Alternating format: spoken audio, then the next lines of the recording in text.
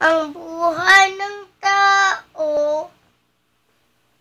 Ang bukas ay di nating piho at malali lagi sana tayo. Ang Diyos ang pag-asa ng mundo, pag-ibig sa ating